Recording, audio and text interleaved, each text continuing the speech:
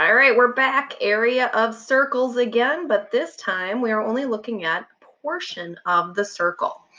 So, formula again, recap to find an entire pizza's area, because I totally calculate that when I order my pizza, how much area there is of the pizza. You're going to take pi times radius squared. And remember, pi is really just the abbreviation, or I shouldn't say that. Pi isn't a forever number. We abbreviate it by 3.14. Okay, while I'm sure many of you teenagers can eat an entire pizza, usually you just eat it by the slice. And so if we were thinking about, oh, my pizza is this big, but I'm only going to eat this portion of it, how much is just that portion? And maybe, like if you go to Costco and you buy the big pizza versus the slice, that giant slice that they give you, maybe you're getting kind of ripped off with your price there. So we would want to figure out how much that portion of the pizza is. Let me just zoom out a little bit here. And that portion is called a sector. So this might look similar to our central angle, because technically right here, that's a central angle. And it might look similar to a minor arc, because this right here is a minor arc. But when we're talking about a sector of a circle, we're talking about all of this space within inside that central angle. So like we're take that piece of pizza and eat it. That is the area that we're looking at. All right, investigation number 1. How do we find the area of a sector? So if I knew the whole pizza was cut up into a certain number of slices, I could just find the whole area and chop it up into that many pieces. But if you're like me, when you go and cut the pizza, not all the pieces are the same size. So you are going to need to know how many degrees of that piece that you are eating is going to be out of the whole circle of 360. So we're going to use the central angle measurement, which is also the same as the arc measurement. And that's going to create a portion or a fraction of that circle. And then we'll multiply that fraction by the area of the whole pizza. So here's what it looks like all written out. Area equals pi times radius squared. That's for the whole pizza. Whole pizza. And then we're going to multiply that by the fraction or the piece that we are taking. And when we take a piece, it's out of the full circle of 360. And so we need to put in here our arc measure. And that's going to be represented by this little a. You know, they have little a's and little x's and little letters that mean a bunch of different things, and it's very confusing. So if you just want to rate that that is the degrees, that would make plenty of sense. And then this right here is the portion that we are taking, or the fraction of it. All right, so that's going to be the formula for finding a slice of pizza. So you eat 2 slices of a 14-inch pizza. Now, when they give you the inches on a pizza, that's really the diameter of the pizza. And it says it totals 34 square inches. Now, because it says square inches, we know that's our area. At what angle were the pizza slices cut? Man, you guys could have some rockin' times on your weekends when you're having pizza with your friends, figuring out what angle you're cutting your pizzas at. This is going to enlighten your life huge. So let's write down the formula. You gotta have this handy. Maybe you guys might want to even take a picture of this later to put in your phone so that you've got it for when you're eating pizza. Okay, diameter right here is 14. I need the radius. So half of 14 would be 7. So I'm going to replace that that R with the number 7. And then it says that our area is 34 square inches. So I'm going to replace this capital A with 34. Man, start off with a hard problem, Suchi. And then I'm just copying down everything else. All right, and then we're going to do a t-chart. Now, when there's a t-chart involved and there's fractions and exponents and weird symbols, oh man, that's not fun. So what you can do is you could simplify as much as you can first so that your t-chart is much shorter. So remember, pi is really 3.14. 7 squared is 49. And the order of multiplying and dividing doesn't really matter. So we could then say divide by 360, then multiply by a. And then this way I have this chunk here that I could put in my calculator and have just one number. So 3.14 times 49 divided by 360. Ooh. Okay, the number's not so great, but that's all right. 0.427-ish. We're still multiplying by a, and it still equals 34. So now I only have one step in my t-chart to do, and that's to get rid of this 0.427. So I'm going to divide, because right now I'm multiplying.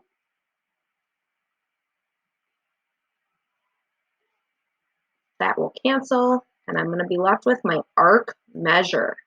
All right, so 34 divided by 0.427. And there were more decimal numbers. If I put them in, it would get me a closer answer, but the world ain't perfect, right? So we get about 79.6, blah, blah, blah. Maybe I'll round that to just 80 degrees. That seems logical. So we're taking that slice at an 80-degree cut. Now, it does say 2 slices that we took out of that to make the 34 square inches. So technically, if you were thinking about each slice would be 40 degrees. Because if you think about the pizza, here's that giant slice you took, which was actually 2 pieces. 40 and 40 would make 80. Awesome. Now I'm hungry for some pizza. Okay, more pizza because pizzas are circular. This is great. How many of these pizza questions do we have? Last one. Okay. Pizza shop sells pizza by the slice. They make 2 different sizes of pizza, 14-inch, and they cut that into 60-degree slices. I'm just going to go like this, 14, and then I'm going to make a little pizza slice, 60 degrees. And then they make a 16-inch pizza cut into 45 degrees. Okay, I know my pizzas look the same size. Don't judge me. 45 degrees. They sell a slice of each one for the same price. Well, that's bogus. So now you're really going to have to figure out what's a better deal. You want to get the most pizza you can. So we need to figure out which slice is going to have more pizza area. So if this is our diameter, our radius here would be 7. The radius here would be 8. So we're just going to do the area formula and then multiply by that portion to get the slice. So first equation, I'll do this in blue so it matches. Pi, maybe I'll do 3.14 times my radius of 7 squared times our 60-degree angle. And then I know some of you don't like the fraction. You could also write the divide symbol out so it's all nice in a line, and then you can just type it in your calculator. 3.14 times 7 because I need the squared, times 60 divided by 360. Okay, I get an area of approximately 25.6, and this was in inches squared for that slice. All right, let's see how big this slice is over here. 3.14 for pi times 8 squared, that's my radius, times 45 divided by 360. 3.14 times 8 times 8 times 45 divided by 360. And I get area is approximately 25.12 inches squared. So in reality, it's the same deal because they're about 25 square inches. Technically, ordering the smaller pizza with the wider slice is going to get you a little bit more. All right, questions that are more just straight on math questions. Find the area of the shaded region if the radius is 6 centimeters. Pi times radius squared times the arc measure divided by 360. Go ahead, plug in your numbers and try this one out. All right, I'm going to change pi to 3.14. My radius is 6. My arc degrees, or my central angle, is 72. Divide by 360. Hey, bud, you're on candid camera. 3.14 times 6 times 6 times 72 divided by 360. And you should have gotten an area of approximately 22.6 centimeters squared. Say hi to the camera. Hi. I'm recording, so you're on the recording. All right, next one. This one says the shaded area is 62.8 squared centimeters. What is the diameter? So this problem we're working backwards, but we have to find the radius first and then double it to get the diameter. So this is going to be a T-chart.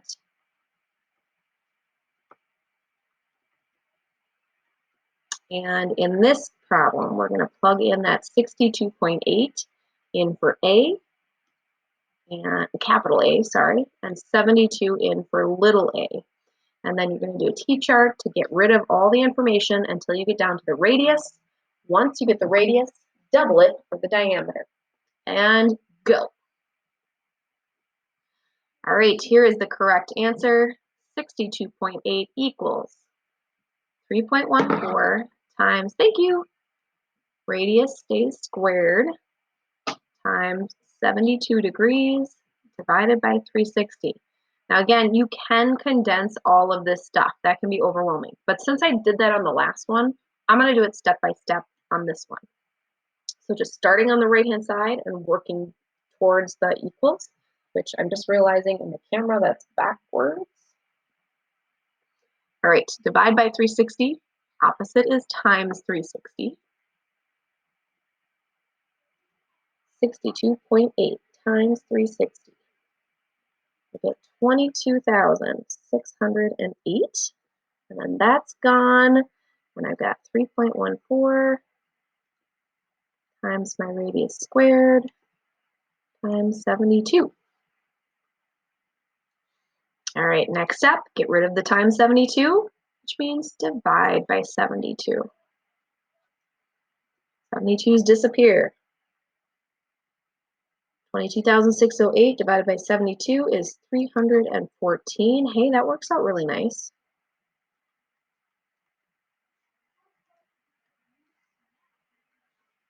All right, next step. Okay, r squared is the next thing on the right, but I can't get rid of r because I don't know what it is. And I don't want to get rid of the squared yet because I still have this number out front. So we're actually going to get rid of this 3.14. It's being multiplied, so we're going to divide by 3.14. And this is why that number came out nice, because if I take 314 and I divide by 3.14, I can actually get it on my calculator. Oh, it comes out to 100.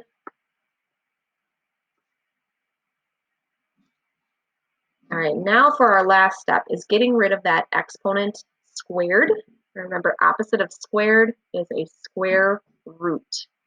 So when you square root, it cancels out the squared. We're just left with r, and the square root of 100 is 10. Whew. But remember that this problem asks us to find diameter. So if the radius is 10, the diameter is double that, 20 centimeters.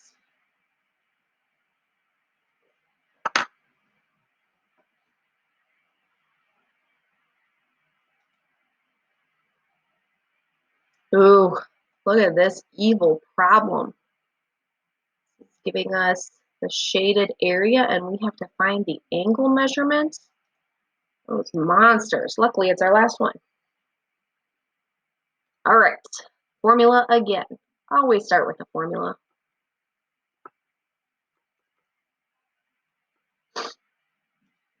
And let's see here. Shaded area is 14 pi. So I'm going to take out that a and put 14 pi. Remember that pi is just part of the number. And then we still have pi radius. This appears to be 6 centimeters. Central angle is our arc measure, so that's missing, but they're using an x, so I'm going to represent it by an x divided by 360. All right, what's nice about this t-chart is because there's pi's on both sides, they cancel each other out right away. So I'm left with 14 equals 6 squared is 36 times our unknown angle measurement divided by 360. Again, you can do your t-chart, however you want to work it through. There's different ways. I'm just going to go step by step. Opposite of divide by 360 would be to multiply by 360. 14 times 360 comes out to 5,040. And then again, I can't get rid of the x, so I got to get rid of the 36. Opposite of times 36 would be to divide by 36. I get x equals 140.